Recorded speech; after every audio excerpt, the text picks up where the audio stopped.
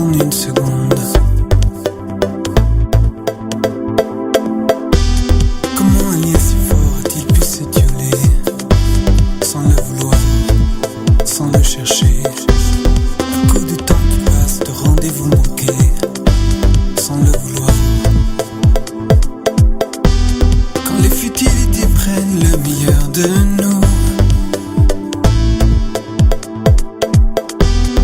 le temps a oublié le sens de nos vies, l'essence de nos jours.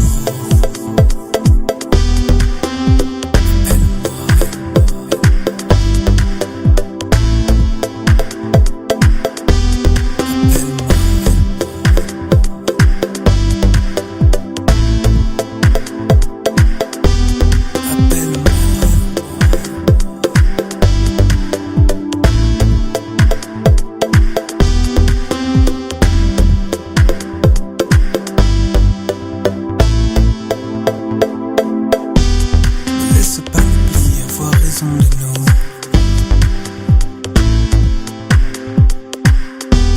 Ne laisse pas l'amour s'épuiser après tout.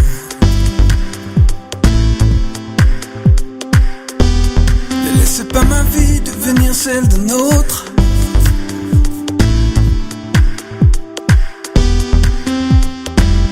Ne ferme pas cette porte.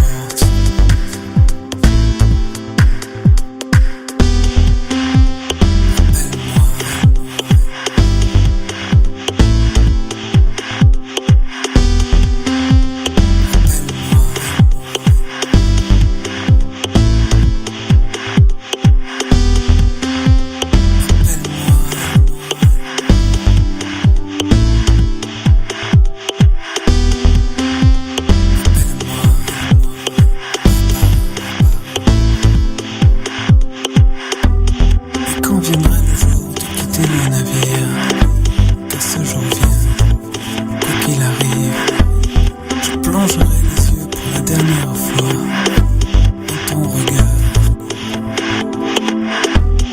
Je les ouvrirai dans un monde plus beau, éclairé par l'amour de celui que j'adore.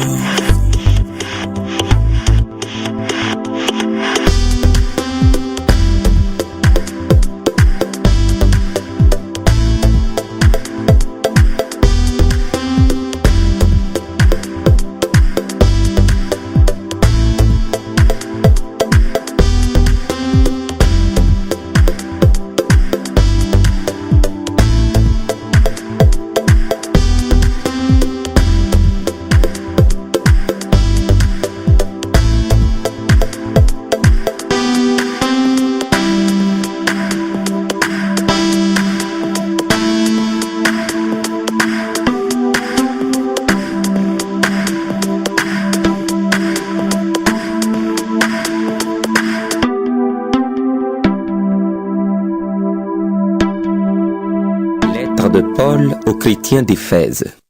Chapitre 1. Moi, Paul, je suis apôtre du Christ Jésus parce que Dieu l'a voulu. J'écris à ceux qui appartiennent à Dieu, qui se trouvent à Éphèse et qui croient au Christ Jésus. Que Dieu notre Père et le Seigneur Jésus-Christ vous bénissent et vous donne la paix. Louange à Dieu, le Père de notre Seigneur Jésus-Christ. Il nous a donné toutes les bénédictions de l'Esprit Saint dans les cieux par le Christ. Avant la création du monde, Dieu nous a choisis dans le Christ pour que nous soyons saints et sans défaut devant ses yeux. Dieu nous aime. Et depuis toujours, il a voulu que nous devenions ses fils par Jésus-Christ. Il a voulu cela dans sa bonté. Alors chantons la gloire de Dieu pour la grandeur de ses bienfaits. Il nous les donne généreusement par son Fils très aimé.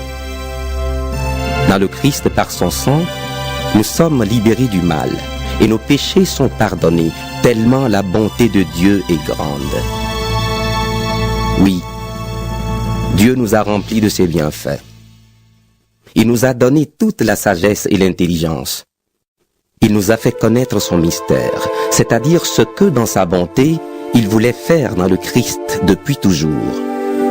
Ce projet, Dieu voulait le réaliser au temps choisi par lui, rassembler tout ce qui est dans les cieux et ce qui est sur la terre sous un seul chef, le Christ. Et dans le Christ, Dieu nous a donné notre part au salut en nous choisissant d'avance selon son projet. Il a fait tout cela parce qu'il l'a décidé et voulu. Alors nous qui avons été les premiers à mettre notre espoir dans le Christ, chantons la gloire de Dieu. Dans le Christ, vous aussi vous avez entendu la parole vraie, la bonne nouvelle qui vous sauve.